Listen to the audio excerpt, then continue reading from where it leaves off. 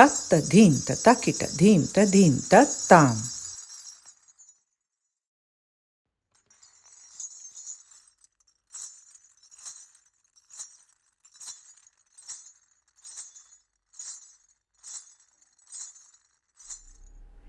In our times, we always talk about being present, so being out of our heads, not being with our thoughts, not being in our stories, and being present and aware. But this invitation is a very ancient one. Before all of the philosophies that we have now and have had for centuries, the goddesses in many traditions across the world had the same invitation. And they didn't just invite, they didn't just give you a philosophy, but they actually knew how to do it as a visceral, embodied experience and practice.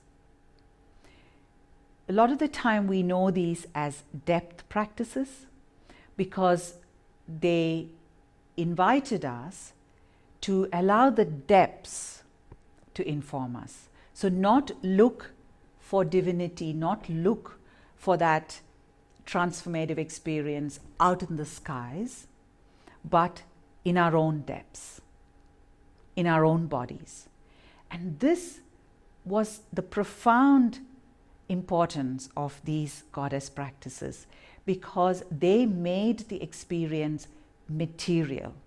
It was not conceptual, it was not an idea, it was not an aspiration, but it was a material transformation. In Indian dance, even today, we can see how some of these practices continue.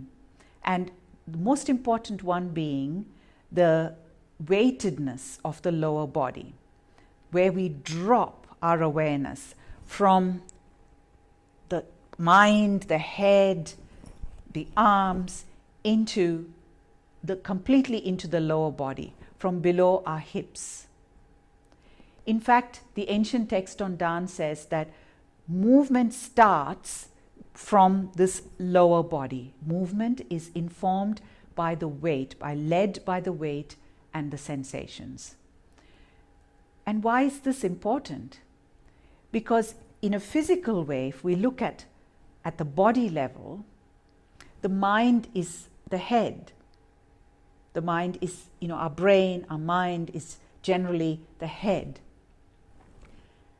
And we locate our engagement with the world in the head space. And then we have our arms, which we use to act in the world. We act out these stories through our arms, grabbing, molding, changing, pushing out. So the stories here are enacted through our arms in the world. And if we look at Goddess Kali, one of the most enduring forms of these ancient goddess practices, we can see some of her attributes which continue to signal this connection with the ancient practice. We have in our times really storied Kali into our own convenient ways, into ways that are palatable to us.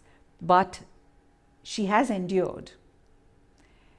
And we see that in these couple of attributes of Kali, which have a profoundly powerful invitation. Kali wears a skirt of arms.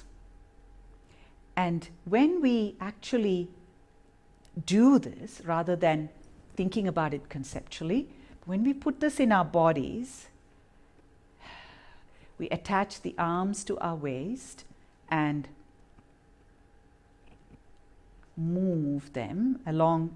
We allow the weight in the lower body to initiate the movement, and we don't put any agency in the arms. What one experiences is the arms are infused by the sensations of the lower body. When the women I work with practice this movement, they have a profound response to it. Some of them tell me that it's like a trance doing this movement. It's like we drop our resistance. We don't need to shape and mold, but we allow the depths, the weightedness, the sensation to infuse the feeling and the movement of our arms. Another aspect of Kali is how she wears a garland of heads. And so here again, the head, which is so important for us, which is our dominant instrument of superiority, of the sense of self, of storing, shaping, controlling the world. And yet for Kali, it's like an ornament. It's a decoration.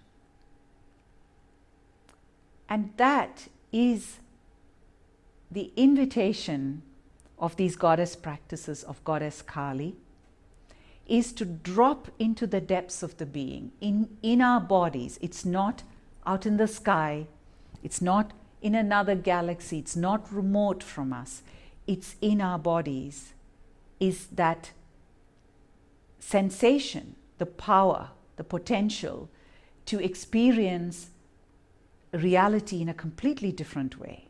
A reality that is drenched by the depths, by the goddess, and infused by the sacredness which we hold in our own bodies.